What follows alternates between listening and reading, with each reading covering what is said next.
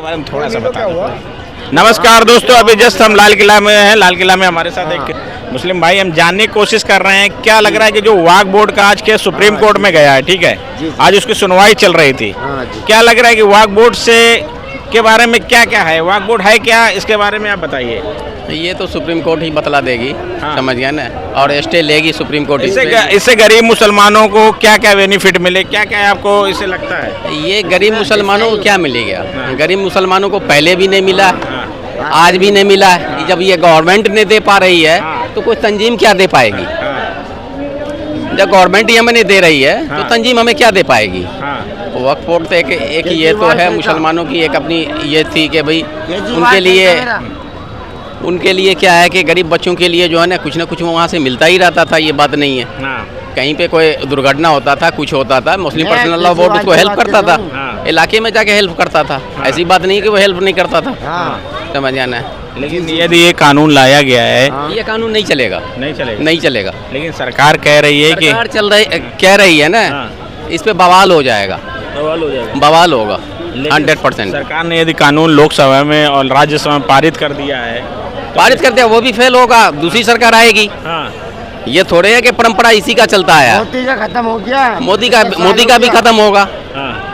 अरे कोई आदमी तो हमेशा के लिए नहीं आया है, मोदी का भी एक वक्त है। लेकिन जो अमित शाह हैं वो कहते हैं 2047 तक, यानी 2042 तक तो ये तो हमें ये नहीं है, उनको पता है कि कल उनकी मौत होगी कि नहीं होगी।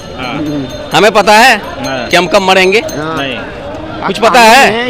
ये तो ऊपर वाला जानता है कब क्या होगा, नहीं होगा। कानून बनाए हैं। कल आने वाले इलेक्शन में अगर उनकी सरकार चली जाती है फिर कोई दूसरी सरकार आएगी, वो भी तो कुछ अपना इसमें तरमीम करेगा ही करेगा, समझ आना। अब इसमें ज्यादा आप हमसे क्या लग रहा है कि ये जो है बीजेपी सरकार क्या क्या काम करवा रही, कौन से काम आपको बीजेपी सरकार के पसंद है? बीजेपी सरकार से हमें कोई दिक्कत नहीं है, किसी को कोई दिक्कत नहीं है। सिर्फ जैसा ये इतनी बातें जो करते हैं अमीरी और गरीबी का, या मुसलमान जो गरीब है पिछड़े हैं उनका भला हो जाएगा, तो अभी आप जो सत्ता में बैठे हो 10 साल या 11 साल से, आज आप जो है ना महंगाई पे जैसा काम कर लो ना, रोजगार पे कर लो ना, हमारे बच्चे पढ़े लिखे भटक रहे हैं उन पे काम कर लो ना। एक बात बताओ, बीजेपी के किसी भी योजना को आपको आज तक बेनिफिट मिला है कि नहीं मिला 11 सालों में, आप बताइए। आम जनता को मिली तो मुझे भी मिल रही है। कौन कौन सी योजना का फायदा आपको मिला है? हमें तो कोई योजना का फायदा नहीं मिला। और बोलो, राशन नहीं मिल रहा तो 250-300 रुपये में जो है ना, 250-300 रुपये में हम सिलेंडर खरीदते थे आज से 20 साल पहले, आज 800 रुपये का सिलेंडर आ रहा है। अब फ्री में बांट दिया, समझिए ना। अब जहाँ तक लेकिन राशन की बात कर रहे हो ना, राशन की बात कर रहे हो ना, पहले भी 2 रुपये किलो 3 रुपये किलो खरीदते थे, वो मेरे लिए ठीक था। आज फ्री का आप क्यों दे रहे हो? मत दो।